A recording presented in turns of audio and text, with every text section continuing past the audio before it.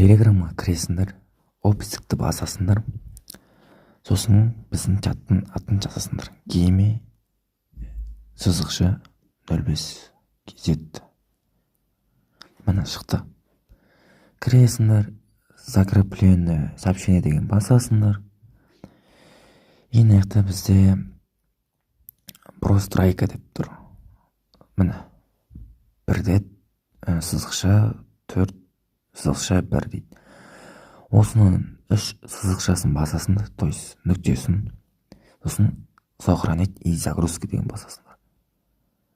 Өйстіп 100%-ке толады, сосын осы файлды басасыңдар, өйстіп шығады.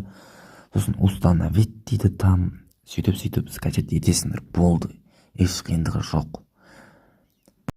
Және де қалай тіркелуге болады, кәсендерге көрсетем. Міне логин деп тұр, соған атынды жазасың. Gmail емес, атынды. Және де пароль дегенге пароль қоясыңдар. Өздерің құпия сөзді ойлап табасыңдар. Және де бұның бәрін ұмыт қалмау керек. Ойын авно жасалған кезде, то есть керек болады, міндетті түрде бұл. Тағы да айта кетсек, егер сендерде матчқа кірмей атса, ойналмай атса, сендерде, значит, осындай қызыл кнопка шығуы мүмкін. Нажмите, если сюда деген.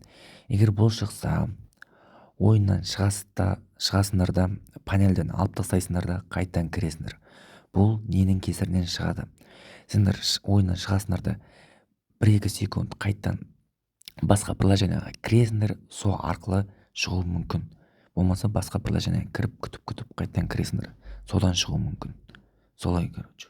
Егер сендерде ойында өйстіп шығатын болса, значит, сендерге бан берді деген сөз. Бұны не істеуге болады? Айтайын, білмеймін вообще.